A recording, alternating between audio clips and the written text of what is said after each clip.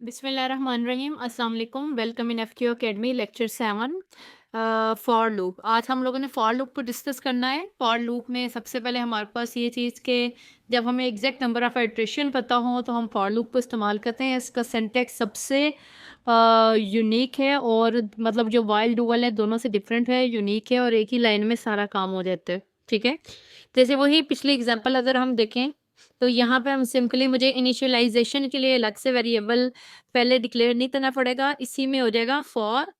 यहाँ पे मैं लिखूंगी int i is equal to 1। यहाँ condition i less than equal to 10 and i plus plus, बिल्कुल वैसे ही जैसे सी प्लस प्लस में हमने किया था।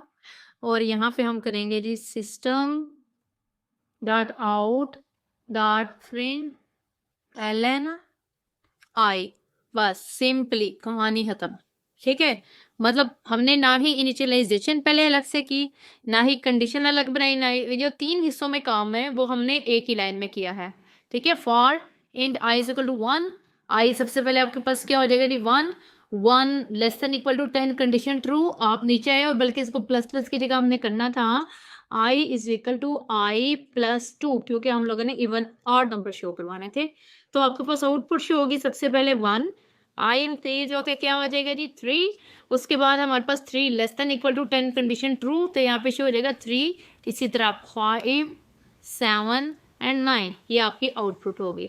अब ये आपकी सबसे इजीएस्ट जो कह सकते हैं कि आपके पास लूप है वो ये है फॉर लूप। कुछ डिफरेंस नहीं है, जिसे सी में आती है जावा में हमने कन्वर्ट किया गया। सिर्फ इस लाइन की जगह हमने सी आउट की जगह हमने system dot out dot println लिखा है, बाकी दी सेम है।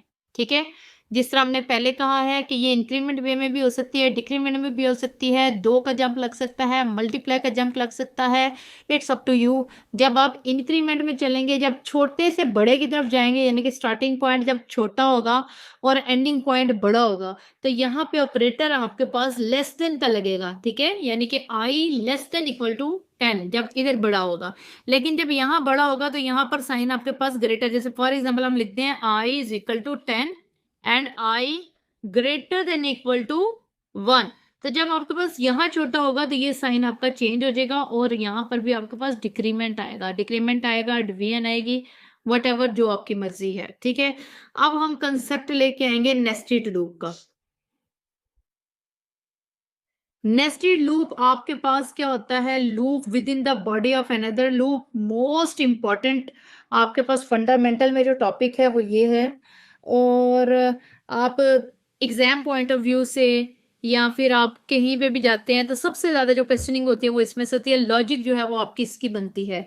तो नेस्टेड लूप आपके पास क्या है कि आपने अगर काउंटिंग लेनी है, कुछ भी लेना है, 1000 टाइम, मिलियन, बिलियन, जितने मर्जी, सिंगल रो या सिंगल कॉलम की बात है, तो फिर आप सिंगल लूप से उसे डील कर लेते हैं। जब आपके पास काम टेबुलर फॉर्म में चला जाए, यानी कि रोज एंड कॉलम में, तो तब हमें क्या इस्तेमाल करना है, नेस्टेड लूप इस्तेमाल करना है। मैं कहती हूँ कि मुझे स्टार प्रिंट करवाने हैं, 10 स्टार प्रिंट करवाने हैं, तो मैं क्या करूँगी, एक लूप लगाऊंगी। या मुझे 100 स्टार प्रिंट करवाने हैं तो मैं सिंपली क्या करूँगी, मैं यहाँ पर 100 करूँगी और प्लस प्लस कर दूंगी बस। और यहाँ पे मैं क्या कर दूंगी, स्टार डाल दूंगी डबल कोट्स के साथ।